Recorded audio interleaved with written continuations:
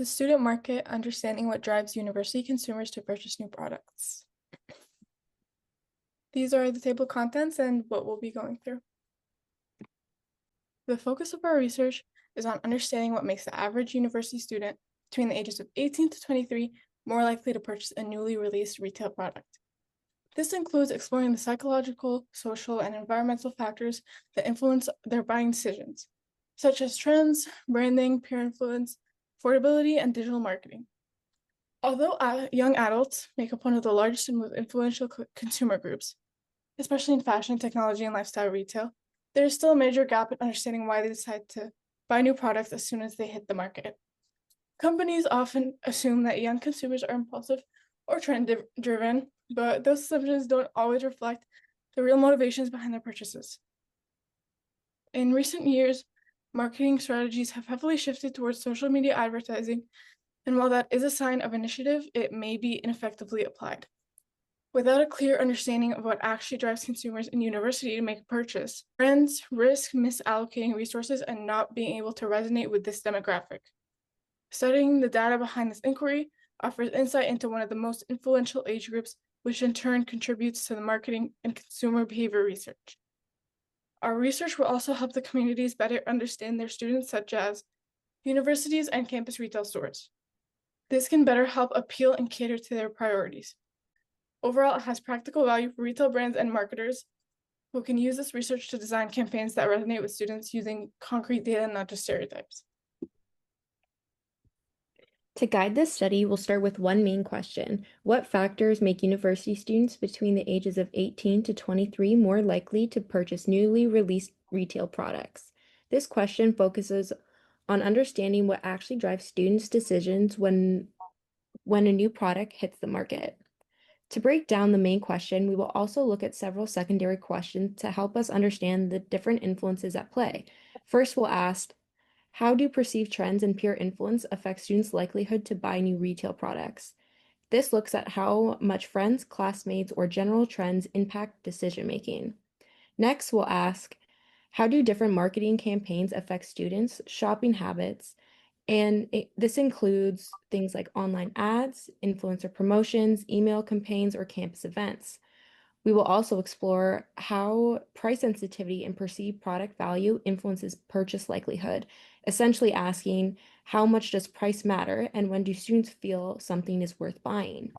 Finally, we'll ask how does higher social media engagement increase the likelihood of purchasing a new release? This focuses on whether scrolling more or seeing ads actually leads to buying more. Now I'll walk through the main key constructs that we will be measuring in this study, along with how we're defining and measuring each one. Our dependent variable is purchase likelihood, meaning the probability that a student will buy a newly released product. We will measure this by using a 7-point Likert scale survey question that asks, how likely are you to purchase this item within the next 30 days? Next, we'll look at social media exposure. This is defined by the amount and type of exposure students get from various platforms. We'll measure this through self-reported hours spent on social media per day and how often we see ads for new products on apps such as TikTok, Instagram, and YouTube. Other key constructs include price sensitivity, so this refers to how much the price of a product shapes a student's decision-making. We will measure this using students' purchases intentions at different discount levels and through responses to hypothetical pricing scenarios. Finally, we will include the fear of missing out, which extends to anxiety students feel when they think others may experience something rewarding without them. We measure this by using a standardized FOMO scale and agreement with statements like, I buy new releases so I don't feel left out. Now that we've discussed our research question, the relevances, and the overall intrinsic focus of our proposed work, it's important for us to walk through the already existing literature on this research topic that has motivated us to conduct the study in the first place. So the research on Gen Z consumer behavior is extensive, especially in the areas of social media and general consumer psychology, probably because those are just such prevalent and common factors these days.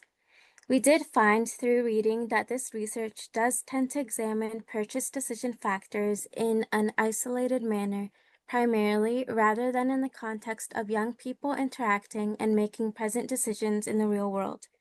For this project, we reviewed 11 academic sources to better understand what we've already known about our generation's behavior around consumption and purchasing. To start off, across all the literature, we found a few emerging themes regarding behavior.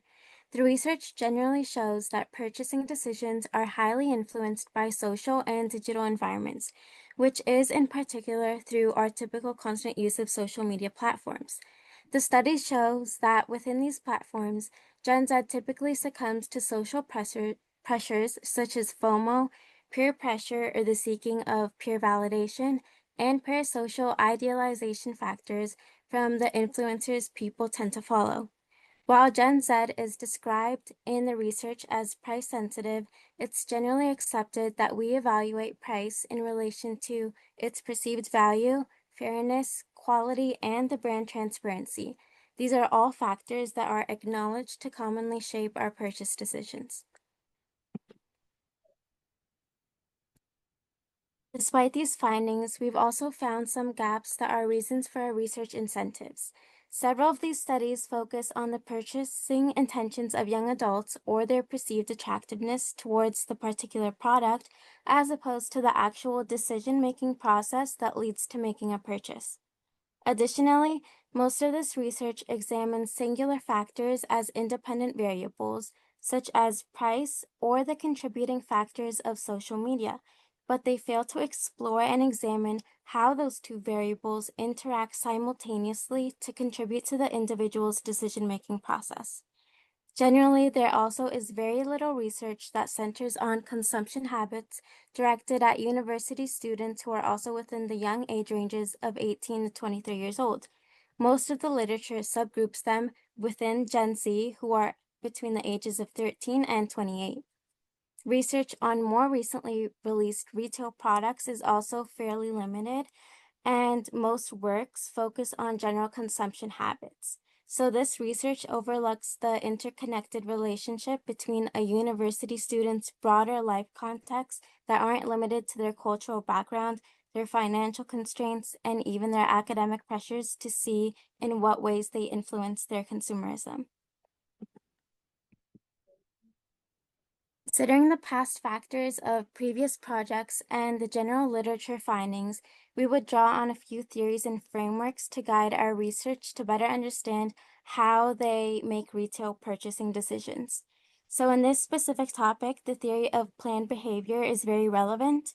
The term was coined by Eisen, and it explains how an individual's purchasing behavior and likelihood or intention of performing certain behaviors are shaped by attitudes towards products, social influences, and the individual's sense of control.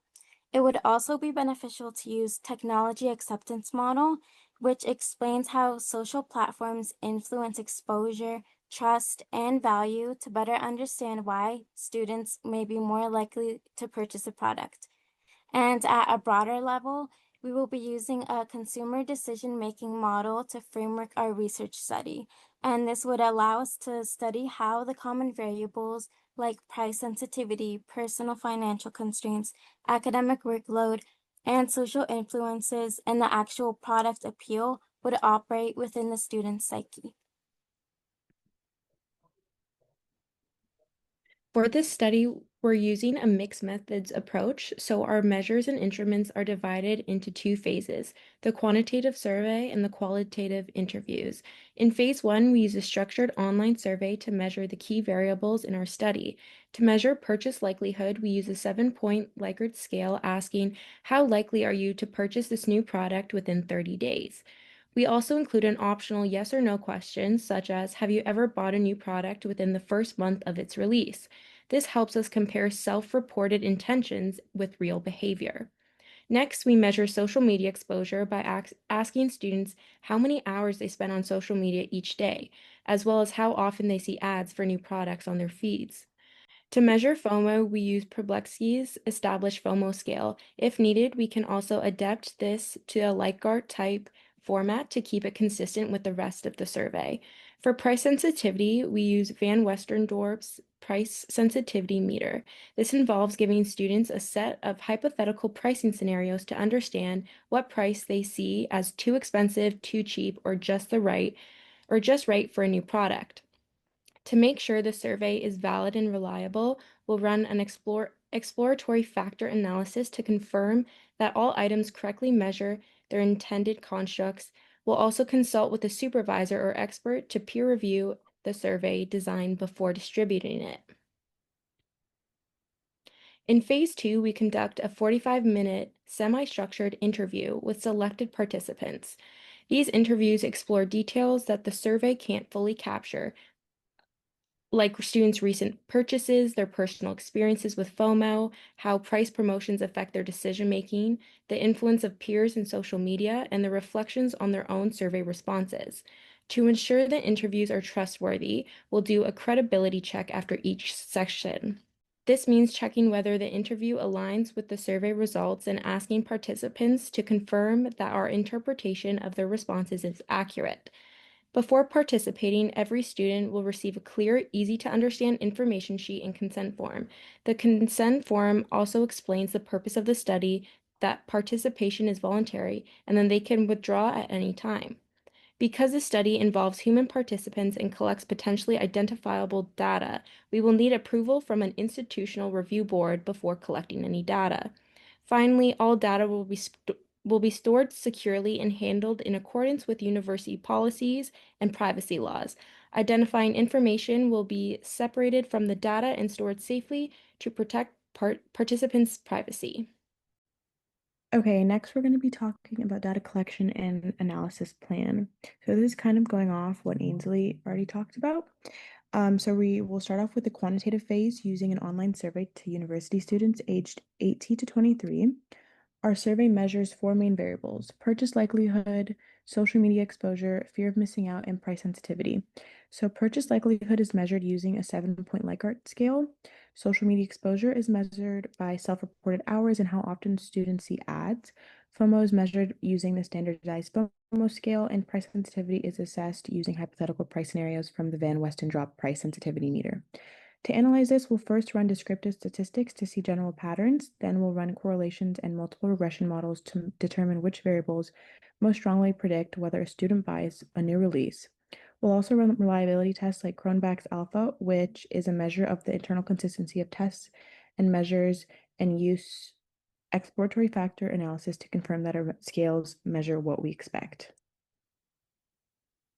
Next, we follow with a qualitative phase using semi-structured interviews with about 30 students who volunteered after the survey. These interviews allow us to understand why quantitative patterns exist. For example, why certain students are more influenced by FOMO or why certain pricing strategies work. We'll use thematic analysis, starting with open coding and then grouping these codes into broader themes. And then we'll continue interviews until we reach data saturation, meaning no new insights are appearing. To ensure credibility, we'll also use member checking, where participants confirm that our interpretations are accurate. Our design is sequential explanatory, meaning the survey comes first and the interviews explain the survey results. So the qualitative findings help us interpret the quantitative data more clearly. For example, if regression shows that FOMO predicts purchases, interviews help us understand what the FOMO actually looks like in students' daily experiences. Lastly, I'm going to talk about the timeline and feasibility. So our project follows a realistic weekly timeline. Weeks 1 to 2 will focus on the proposal. Weeks 1 to 4 involve IRB approval. Weeks 2 to 4 are for recruitment. Weeks 3 to 5 are for the survey, followed by quantitative analysis in weeks 4 to 6. Interviews happen during weeks 5 and 7, and qualitative analysis in weeks 6 to 8. Finally, week 8 is dedicated to integrating the findings and writing the final report. And these are our references